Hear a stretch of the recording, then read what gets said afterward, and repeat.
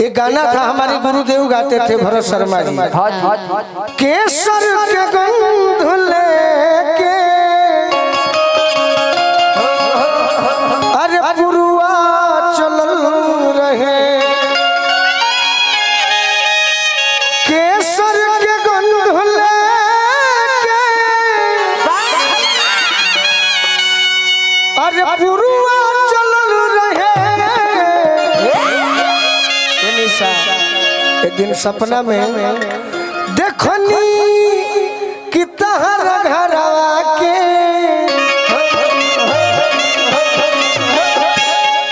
देखनी कि तहर घरवा के अरे खिड़की खुलल रहे।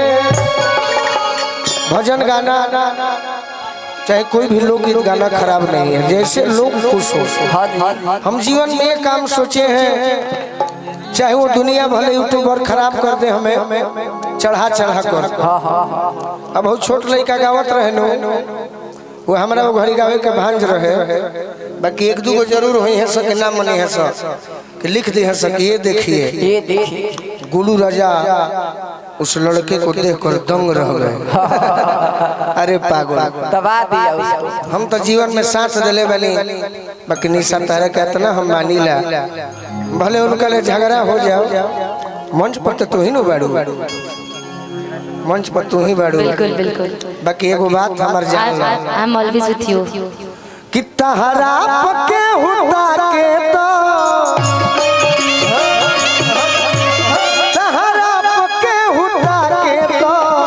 तकलीफ हो खेला, तहरा पके हुता के तो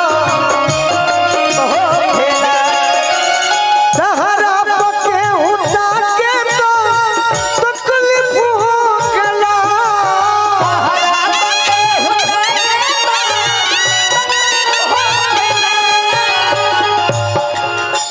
झरको से केहू झाके तो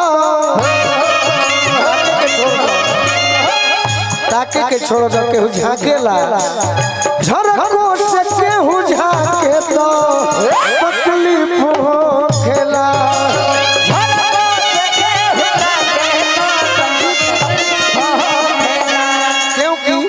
सब गलत बात है, सब झूठा है। न तहर क्रिया को हटा नहीं, पब्लिक देखेगी तो सोचेगी कितना प्यार है इन दोनों के आवाज। ना रे सब सोची सही बात बा, प्यार ना ना ना ना ना जनों से बेसी तहरा के जानी मनी लहो,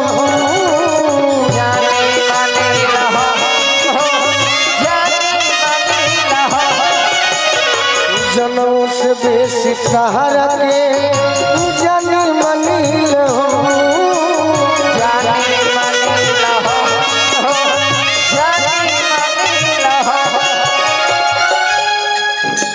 ओढ़नी से चेहरा ढाके तो ओढ़नी से चेहरा ढाके तो तकलीफ हो खेला।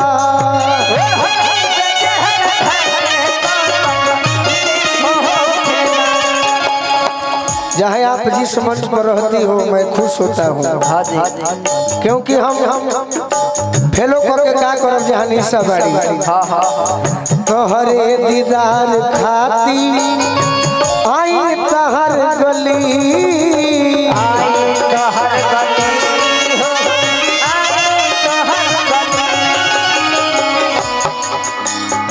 तोहरे दीदार खाती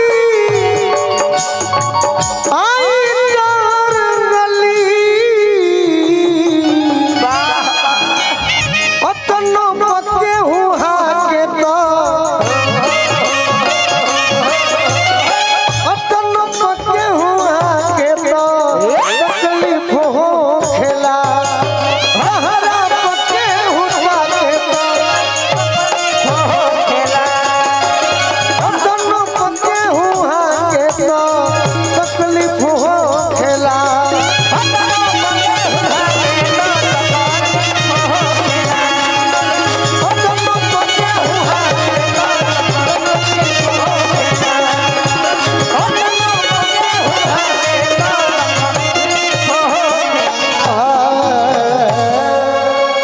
मेरे लिए इतना प्यार आपके दिल में, इसके लिए बहुत बहुत धन्यवाद जी ना।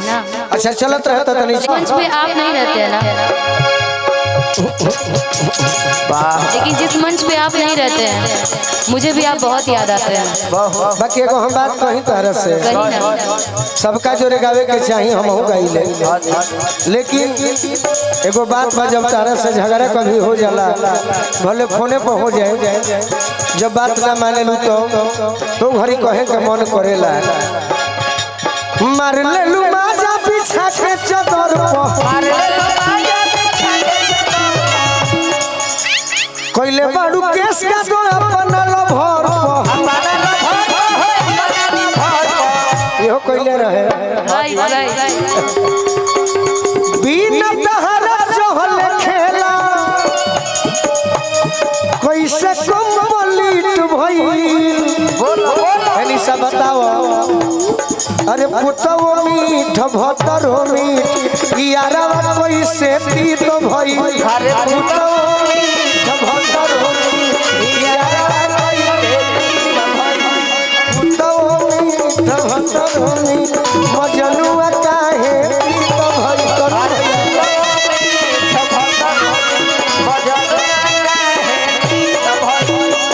आखिर बताओ कि तहर पुतवो मीठ भतरो मीठ खाली अरवे तीत लागता। आज हमारा सोझा बन दारू दूध के ढोल बिना भइल कैसे रो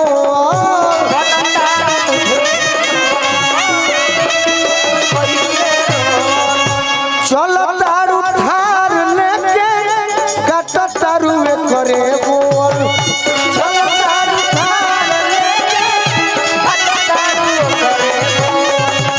कहेलू कि गोलू राजवा कैसे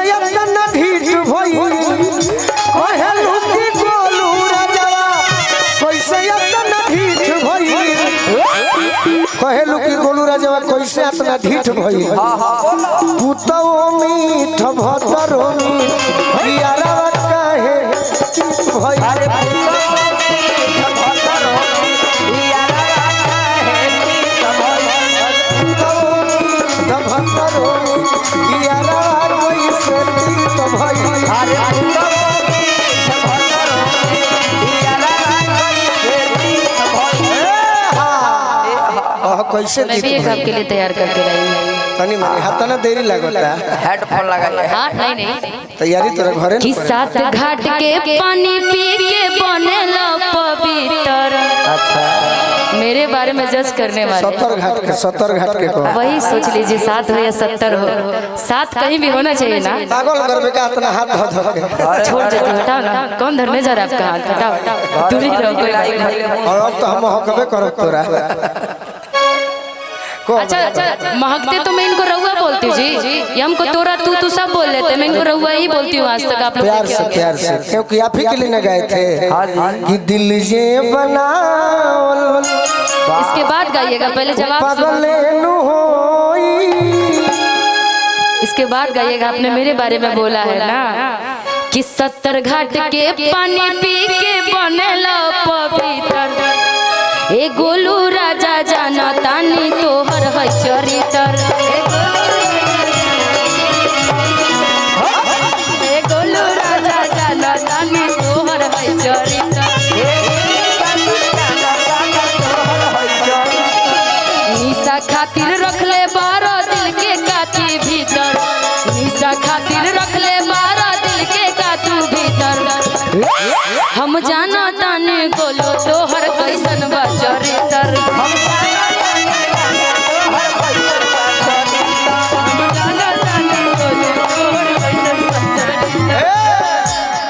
अच्छा हमारे चरित्र जान दो तो हम नहीं जानो। अभी आप बोले इसलिए मैं बोली हूँ, तो हम भी बोल रहे हैं। बोलिए ना। एकरा गहिर नदी में सनी पानी चोकर करता। बेशरम एकर गहिर नदी में सनी पानी चोकर करता। पियावा मिलल इनका नौकर कमावा जोकर करता।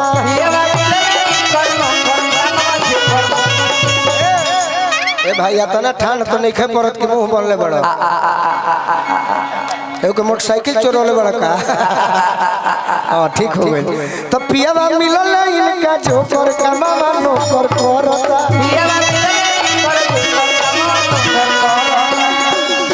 बन के छुछुनर अपन इज्जत गवावेला।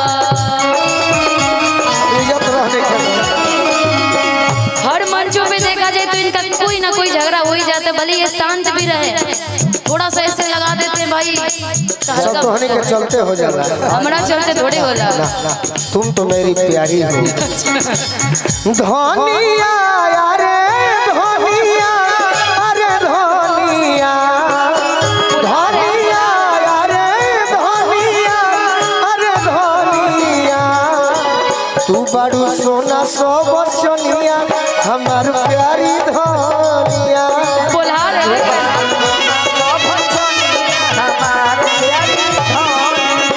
पियावा मिलल इनका जोकर कमावा नौकर करता।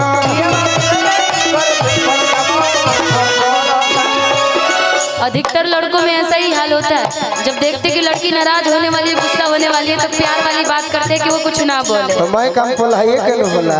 वही पे सोच रही हूँ। यही पता हम कहले रहनी। बन के तू हीरो अपन इज्जत गवावेला। हीरो बन के कबो करा से कबो हमसे बतियावेला।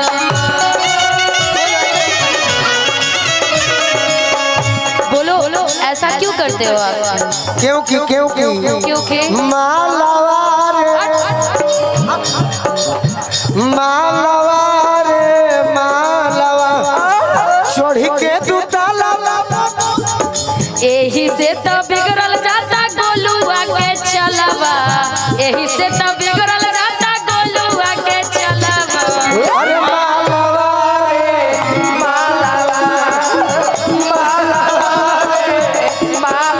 चढ़ी के तू तालावा करे लागल हलावा। चढ़ी के तू तालावा करे लागल हलावा। मालवार मालवा पियावा मिलल इनका जोकर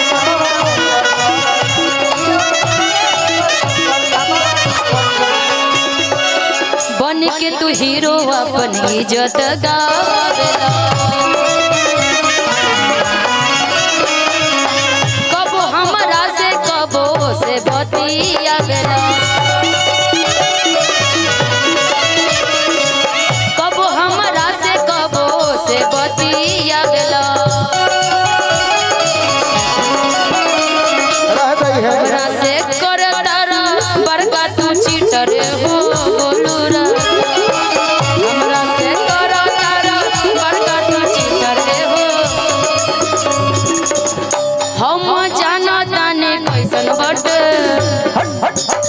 बुला के लेकर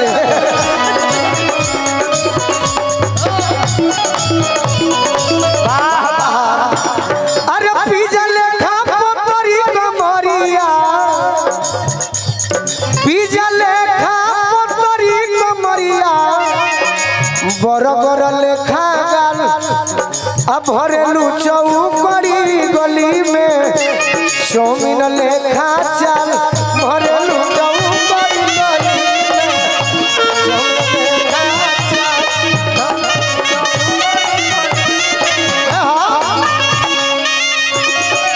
पिज्जा लेखा पतरी कमरिया बरगर लेखा गाल